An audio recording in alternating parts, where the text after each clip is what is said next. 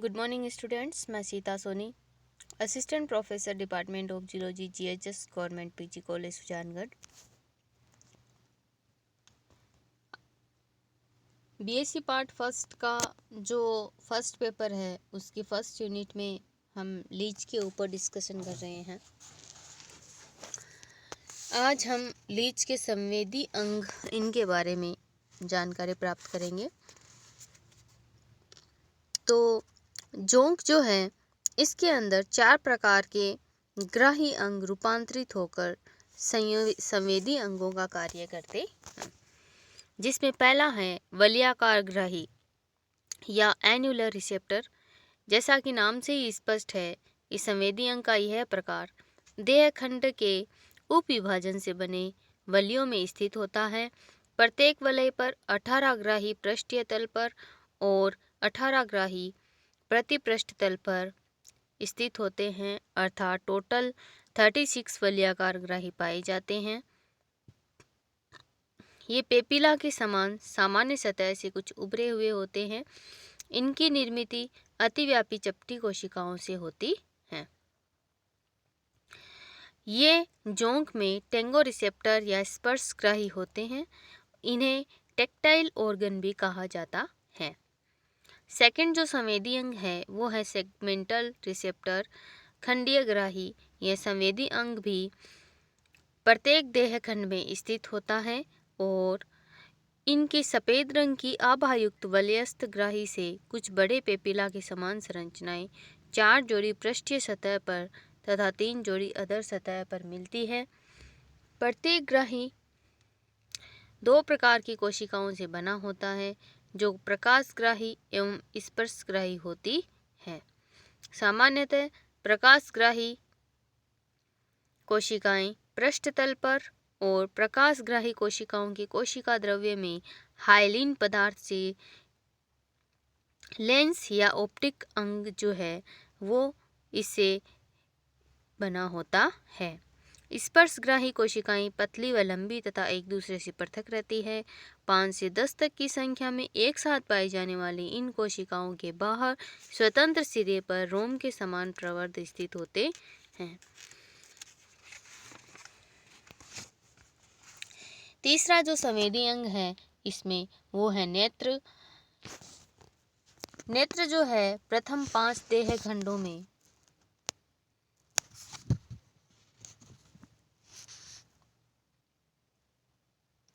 प्रथम वलय के पृष्ठ भाग में एक एक जोड़ी काले धब्बे के रूप में पाए जाते हैं।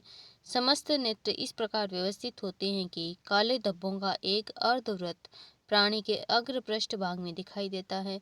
प्रत्येक काली बिंदुवत संरचना एक प्याली के समान होती है, जिसकी सतह काले रंग के उत्तक से बने होकर प्याला अपवर्तनी प्रकाशग्राही कोशिकाओं की अनुदैर्ध्य पंक्तियों से भरी होती है। इस प्रकार से सभी नेत्रों के आधार से एक एक दृष्टि तंत्रिका प्रवेश कर मध्यवर्ती अक्ष बनाती हुई सभी कोशिकाओं को तंत्रिका संप्रेरित करती है। अग्र खंडों के नेत्र बड़े और पीछे के छोटे होते हैं। 5वें खंड में सबसे छोटे नेत्र होते हैं। इनसे प्राणी प्रकाश की मात्र तीव्रता का बोध कर पाता है। फोर्थ इसके अंदर संवेदी अंग है वो है तंत्रिकाओं के स्वतंत्र सिरे। तो तंत्रिकाओं के जो स्वतंत्र सिरे हैं वो एपिडर्मी कोशिकाओं के मध्य संपूर्ण शरीर में छितराते रहते हैं। एपिडर्मिस के नीचे ही उपस्थित गुच्छिका कोशिकाओं से ये निकले होते हैं। ये कीमो रिसेप्टर्स होते हैं। जल में रहने के कारण प्राणी को जलीय रासायनिक परिवर्तनों का ज्ञान होने के लिए ये फ्री नर्व एंडिंग्स पाए जाते हैं। नर्वस सिस्टम या तंत्रिका तंत्र। जोंक का तंत्रिका तंत्र जो है वो एनेलिडा तंत्रिका तंत्र भी कहलाता है, जिसके निम्न भाग है central nervous system, peripheral and sympathetic nervous system. पहला है सेंट्रल नर्वस सिस्टम। तो जोंक के केंद्रीय तंत्रिका तंत्र का आधार रुधिर गुहिक वाहिका में पाया जाना इसकी एक प्रमुख विशेषता है। इसे 5 भागों में हम स्टडी के रूप में बांट सकते हैं। प्रमस्तिष्क गुच्छिकाएं, परिग्रसनीय संयोजक, अधोग्रसनीय गुच्छिकीय पिंड, अधर तंत्रिका रज्जु, अंतस्थ गुच्छिकीय पिंड। दो प्रमस्तिष्क गुच्छिकाएं जुड़कर पांचवें खंड में ग्रसनी के पृष्ठ भाग में मस्तिष्क का निर्माण करती है। इस मस्तिष्क रूपी संगलित गुच्छक के दोनों ओर एक एक संयोजक निकलकर ग्रसनी के पार्श्व में होते हुए ग्रसनी के अधर में तथा अर्थात छठे खंड में आहार नाल के नीचे अधोग्रसनी गुच्छिका पिंड से जुड़ जाते हैं। ये गुच्छिका पिंड चारों जोड़ी भ्रूणिक गुच्छिकाओं के समेकन से निर्मित होते हैं। इस प्रकार देहखंड के संख्या 6 से 26 तक मध्य अधर रेखा के भीतर की ओर तथा आहार नाल के अधर में बाहर से इकरा दिखाई देने वाला अधर तंत्रिका रज्जु पाया जाता है। यह अधोग्रसनी गुच्छिका पिंड के पश्च सिरे से निकलकर पश्च चूसक में स्थित अंतस्थ गुच्छिका पिंड तक फैला रहता है। बाहर से एक दिखाई देने वाला यह रज्जु भीतर से दोहरा होता है। इस अधर तंत्रिका रज्जु में प्रत्येक खंड में प्रथम वलय में एक खंडीय गुच्छिका होती है जो प्रत्येक खंड में एक जोड़ी गुच्छकों के समेकन से बनती है। कुल 21 गुच्छिकाएं इस प्रकार पाई जाती है। अंतिम गुच्छिका पिंड इनसे पृथक होता है। यह पश्च चूसक में स्थित होता है। वह चूसक निर्मित करने वाले 7 खंडों की 7 जोड़ी भ्रूणिक गुच्छिकाओं के समेकन से बनता है। न्यूरोलेमा नामक आरक्षी आवरण बंद तंत्रिका रज्जु का निर्माण कर तंत्रिका कोशिकाओं एवं तंत्रिका तंतुओं द्वारा बना होता है। सेकंड जो है इसमें परिधीय तंत्रिका तंत्र। केंद्रीय तंत्रिका तंत्र से निकलने वाली तंत्रिकाएं परिधीय तंत्रिका तंत्र का निर्माण करती है। सामान्यतया ये तंत्रिकाएं विभिन्न गैंग्लिया से निकलती हैं। प्रमस्तिष्क गुच्छिका से एक जोड़ी तथा अधोग्रसनी गुच्छिका पिंड से 4 जोड़ी दृक तंत्रिकाएं निकलकर 5 जोड़ी नेत्रों को पृथक जाती है। प्रथम जोड़ी की तंत्रिकाएं प्रोस्टोमियम एवं मुख कोष्ठ के ऊपरी भाग को भी संभरित करती है। अधोग्रसनी गुच्छिका पिंड से निकलने वाली तंत्रिकाएं मुख गुहा के निचले भाग, शरीर भित्ति की पेशियों और प्रथम खंडों के ग्राही अंगों में जाती है। अधर तंत्रिका रज्जु स्थित सभी गुच्छिकाओं से प्रमुखतः एक जोड़ी अग्र पार्श्वीय व 2 जोड़ी पश्च पार्श्वीय गुच्छिकाओं के पश्च भाग से निकलती है। प्रत्येक देह खंड में स्थित समस्त अंगों एवं उत्तकों से ये संपर्क बनाए रखती है। अंतस्थ गुच्छिका पिंड भी पश्च चूसक एवं तत्संबंधित सभी संरचनाओं को तंत्रिकाएं भेजता है। अनुकंपी तंत्रिका तंत्र। यह तंत्रिका तंत्र स्वायत्त तंत्रिका तंत्र भी कहलाता है। इस तंत्रिका तंत्र के अंतर्गत आहार नाल की भित्ति से के बाहर एवं देह भित्ति के नीचे स्थित तंत्रिका जाल जिसमें छितराई हुई बहुध्रुवीय गुच्छिकाएं स्थित होती है, इनको सम्मिलित करते हैं। अग्रभाग में यह जाल जालिका परिग्रसनी संयोजकों पर पाई जाने वाली कोशिकाओं से जुड़ी होती है। जोंक का जनन तंत्र या reproductive system.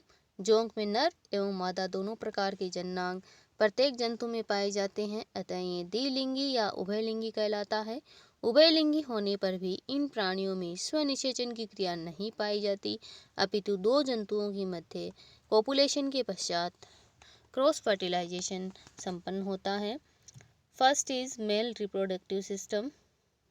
Male reproductive system में निम्न जनन अंग उपस्थित होते हैं: testis sac, vasa efferentia, vasa deferentia, epididymis, ejaculatory duct and atrium. The first is testis sac. तो जंतु में या जोंक में 12 से 22वें देह खंड के अंदर अधर सतह पर तंत्रिका रज्जु के दोनों पार्श्व में एक एक वृषण कोष पाए जाते हैं जो गोलाकार उभरे हुए एवं गेंद के समान संरचनाएं हैं जो सिलोम का ही भाग होती है। इनकी भीतरी सतह जनन उपकला से आश्रित तथा जनन काल में यह स्पर्म मदर सेल मुकुलन द्वारा अलग होती रहती है व शुक्र जनन द्वारा शुक्राणु का निर्माण होता है।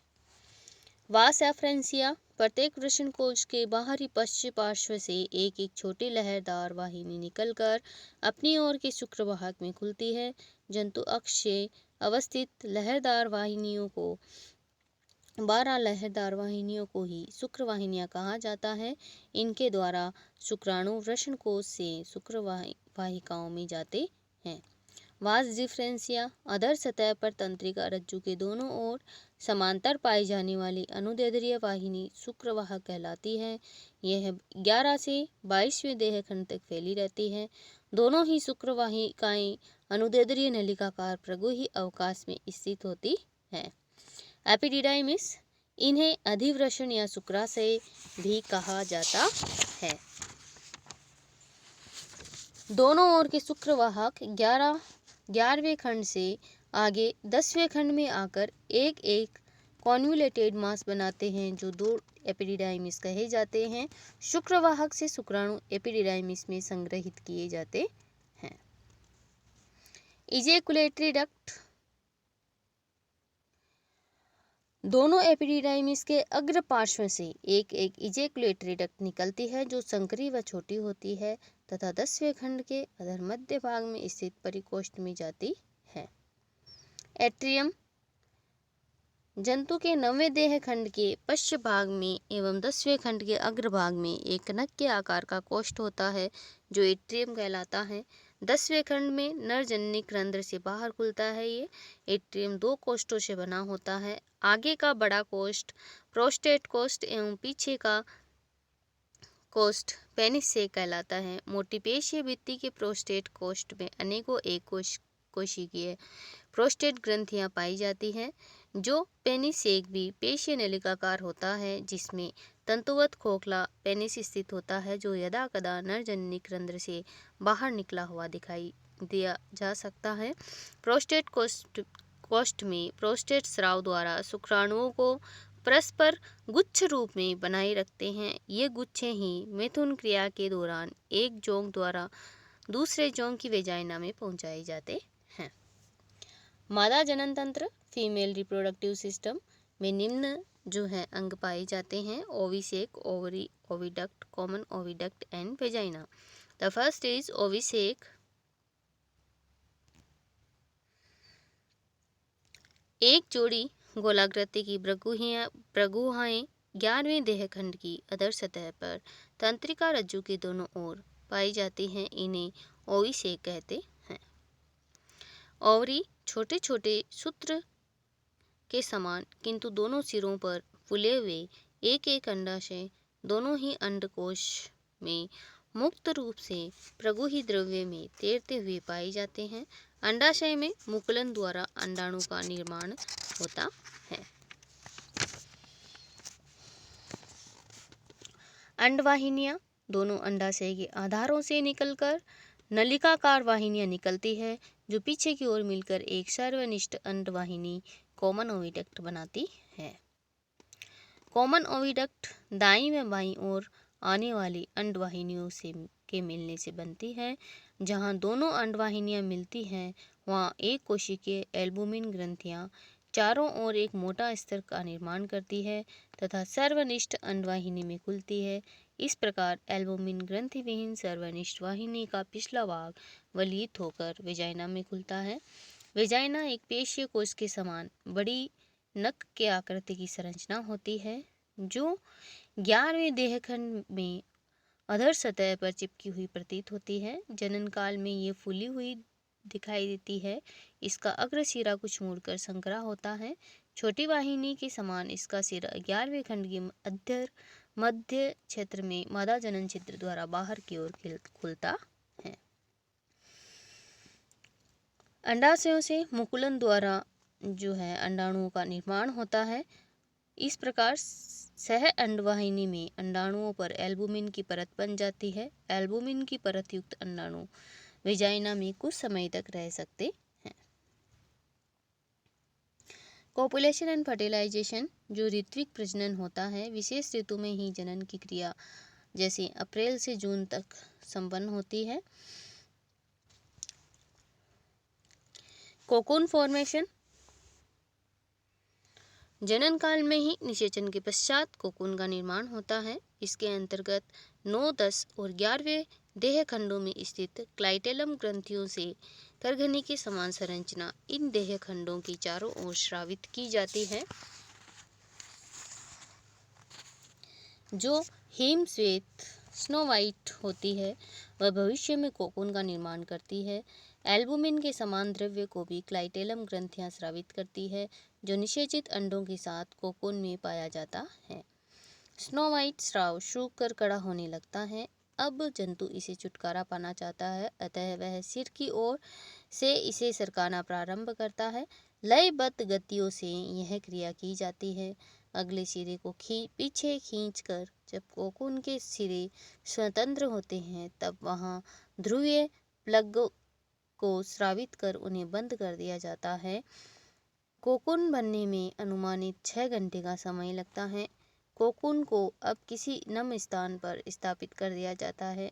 यह एम्बर या हल्के पीले रंग की बेलनाकार संरचना 25 से 30 मिलीमीटर लंबी एवं 12 से 15 मिलीमीटर व्यास की होती है, जो वायु के संपर्क से कोकून की दीवार कुछ कठोर हो जाती है। भीतर पतली, लीदरी एवं स्पंजी मोटी भित्ति से निर्मित कोकून के दोनों सिरों पर शंक्वाकार प्लग लगे होते हैं।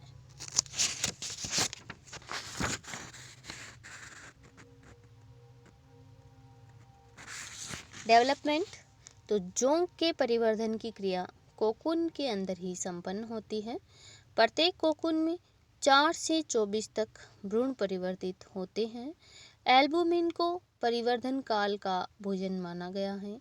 प्रत्येक प्रकार का परिवर्तन असमान विदलन के माध्यम से इसमें होता है, जिसमें कहीं भी लार्वा अवस्था नहीं बनती। अडल्ट जोंक के समान ही शिशु जोंक लगभग 15 दिन के पश्चात कोकून के ध्रुवीय पलक गिराकर बाहर की ओर आ जाते हैं एवं सामान्य जीवन व्यतीत करते हैं।